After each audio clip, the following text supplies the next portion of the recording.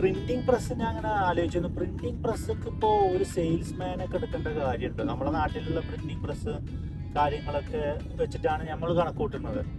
അതിലിപ്പോൾ എന്താണ് ഇപ്പം നമുക്ക് സർവീസസ് അധികം കൊടുക്കാനുണ്ടാവുക? ഈ ഫ്ലെക്സ് പരിപാടികളൊന്നും ഇവിടെ ഇല്ലല്ലോ. എന്താ അതേപോലെ തന്നെ ഓഫ്സെറ്റ് പ്രിന്റിംഗ് ആണ്, പേപ്പർ പ്രിന്റിംഗ് ആണ് സംഗതി. അപ്പോൾ അതിലിപ്പോൾ നമുക്ക് ഒരുപാട് ബിസിനസ് ക്രിയേറ്റ് ചെയ്യാനുണ്ടോ? നമുക്ക് ടാർഗറ്റ് കാര്യങ്ങളൊക്കെ ഉണ്ട് ഇവിടെ. അപ്പോൾ അതൊക്കെ അച്ചീവ് ചെയ്യാൻ കഴിയുമോ എന്നുള്ളൊരു തോട്ടൊക്കെ എൻ്റെ മൈൻഡിൽ ഉണ്ടായിരുന്നു. പിന്നെ നമ്മളറിയാലോ, നമ്മളെ ഫൈനാൻഷ്യൽ സംഗതികളൊക്കെ കുറിച്ച് ആലോചിച്ച് നോക്കുമ്പോൾ നമ്മൾ പിന്നെ എന്തിനും റെഡി ആയിട്ട് നിൽക്കുന്ന ഒരു സാഹചര്യമാണ്. എന്തിനും റെഡിയാണ്. ഓക്കെ, എടുത്ത് ചാടി എന്തും ചെയ്തിട്ടാണെങ്കിലും, എടുത്ത് ചാടുക മീൻസ് നമ്മൾ ഇങ്ങനെ പേടിച്ച് നിന്നിട്ട് കാര്യമില്ല ലൈഫിൽ. നമുക്ക് എന്തെങ്കിലും നേടണം എന്നുണ്ടെങ്കിൽ, എന്തെങ്കിലും ഇതാകുന്നുണ്ടെങ്കിൽ നമ്മൾ ഒന്ന് അരി തലി മുറുക്കി നമ്മൾ ഇറങ്ങിയേ പറ്റും. അപ്പം അങ്ങനെ ഒരു ഇറക്കായിരുന്നു. പകുതി മുക്കാലും പ്രവാസികളും അല്ലെങ്കിൽ 90% പ്രവാസികളും അങ്ങനെ തന്നെയാണ് അവരുടെ പ്രവാസത്തിലേക്കുള്ളൊരു ജേണി സ്റ്റാർട്ട് ചെയ്യുന്നത്. അതായത് ഫാമിലി, ഫ്രണ്ട്സ്, നാട്ടിലെ ഫ്രീഡം എല്ലാം ഒഴിവാക്കിയിട്ട് അവരിങ്ങോട്ട് കയറുന്നുണ്ടെങ്കിൽ എന്തിനും റെഡി ആയിട്ടുള്ളൊരു മൈൻഡ് സെറ്റിലാക്കാനും അങ്ങനെ ഇങ്ങോട്ട് കയറാൻ പറ്റും.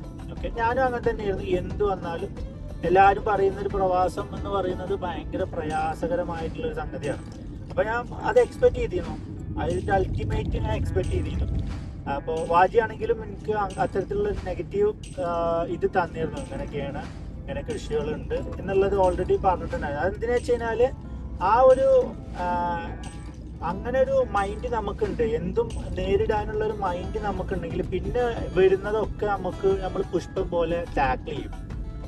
അതുകൊണ്ട് ആ ഒരു മൈൻഡിൽ തന്നെ ഞാൻ അങ്ങോട്ട് വന്ന്. പക്ഷെ ഇവിടുന്ന് അൽഹംദുലില്ലാ കിട്ടിയതൊക്കെ നമ്മൾ ഉദ്ദേശിച്ചതിൻ്റെ വേറൊരു ലെവൽ പോസിറ്റീവായിട്ടുള്ള കാര്യങ്ങളാണ്.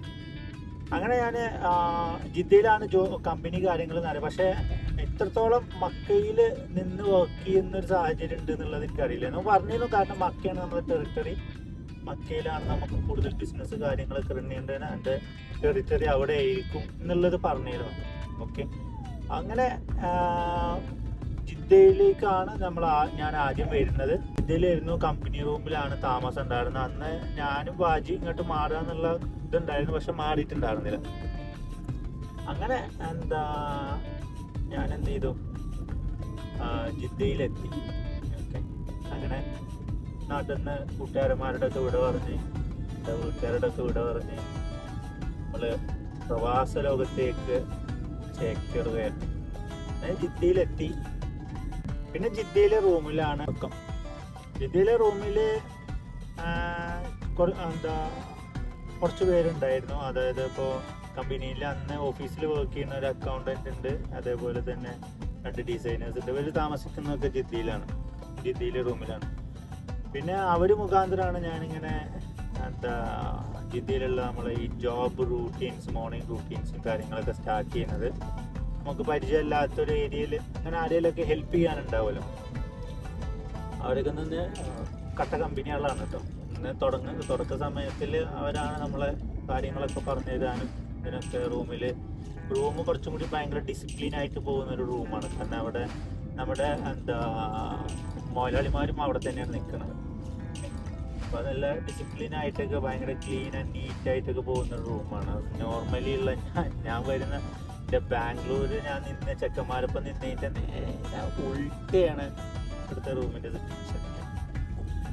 അങ്ങനെ ജിദ്ദയിൽ നിന്ന് പിന്നെ കുറച്ച് കാലം ഞാൻ നിന്ന് പിന്നെ വാജി നാട്ടിൽ പോകുന്ന ഒരു സാഹചര്യം ഉണ്ടായി. വാജി നാട്ടിൽ പോയി.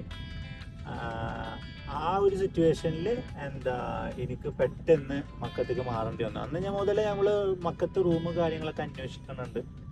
റൂം കാര്യങ്ങളൊന്നും കിട്ടിയിരുന്നില്ല. ചിലയിടത്ത് പാർക്കിംഗ് പ്രോപ്പർ അല്ലായിരുന്നു. അതേപോലെ തന്നെ കുറേ സംവിധാനം 2-3 റൂമൊക്കെ പോയെങ്കിലും നോക്കി.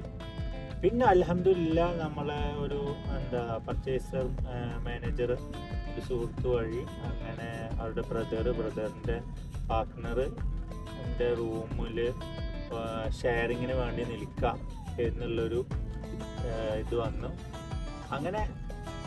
അങ്ങനെയാണ് നമ്മുടെ മുത്തുമണി സലീം ഖാനെ പരിചയപ്പെടുന്നത്. സലീംഖാനെ അന്ന് വിളിച്ച് സംസാരിക്കുമ്പോൾ തന്നെ ആള് വേറൊരു വൈബാണെന്നുള്ളത് എനിക്ക് മനസ്സിലായി. ആള് ഭയങ്കര ഫ്രണ്ട്ലി ആയിട്ടാണ് സംസാരവും കാര്യങ്ങളും. ആദ്യമായിട്ട് എന്നോട് സംസാരിക്കുന്ന പോലെ തന്നെ ഞാൻ ആദ്യമായിട്ട് വിളിക്കുന്ന സമയത്തൊക്കെ അത് നമുക്ക് കിട്ടിയൊരു ലക്കാണ് ആ സംഗതി. മക്കത്ത് കിട്ടിയതും അതേപോലെ മക്കത്ത് മൂപ്പൊരാളുടെ കൂടെ നമുക്ക് റൂം സ്പെൻഡ് ചെയ്യാൻ കഴിയുന്നതൊക്കെ നമുക്കൊരു ബിഗ് ബ്രദറാണ് മൂപ്പൊരാള്. സുഹൃത്താണ്, അതേപോലെ തന്നെ ഒരു ബിഗ് ബ്രദറാണ് മൂപ്പൊരാള്. ഓക്കെ, എന്തിനും ഗൈഡ്. ഇവിടെ എന്തിനും ഇതിനും മാമച്ചൻ എന്ന് പറഞ്ഞ പോലെയാണ്. എന്തിനും മിക്ക എന്തെങ്കിലും ഇതുണ്ടെങ്കിൽ അപ്പം ഞാൻ മൂപ്പൊരാള് വിളിക്കും. ഇക്കാലത്ത് എക്സ്പീരിയൻസ്ഡ് ആണ് ഇവിടെ മക്കത്ത്. അതുകൊണ്ട് എല്ലാ കാര്യങ്ങളെ കുറിച്ചിട്ടൊരു ധാരണ ഉണ്ടാവും. ധാരണകളും അതേപോലെ തന്നെ ഒരുപാട് കണക്ഷനുകളും മൂപ്പൊരാൾക്കുണ്ട്. അപ്പോൾ അങ്ങനെ ഒരു മൂപ്പൊരാളുടെ ഒരു തണലിൽ കൂടിയാണ് നമ്മൾ ഇവിടെ പോണത്. ഓക്കെ, പിന്നെ അങ്ങനെയാണ് നമ്മൾ മക്കത്ത് എത്തുന്നത്. ഓക്കെ, പ്രിന്റിംഗ് പ്രസ് നമ്മളെ ജോബ് കമ്പനി കാര്യങ്ങൾ ജിദ്ദയിലാണെന്നുണ്ടെങ്കിലും അതിൻ്റെ മാർക്കറ്റിംഗ് പരിപാടികൾക്ക് ആയിട്ടാണ് ഞാൻ മക്കത്ത് എത്തുന്നത്. ഓക്കെ, അപ്പം അങ്ങനെയാണ് നമ്മൾ ഈ മക്കത്തുള്ള ജോബിലേക്ക് നമ്മൾ റിക്രൂട്ട് ആവുന്നതും ചെയ്യുന്നതും. അപ്പോൾ നമ്മളിന്നൊരു കസ്റ്റമർ അടുത്ത് എത്തിയിട്ടുണ്ട്. ബാക്കി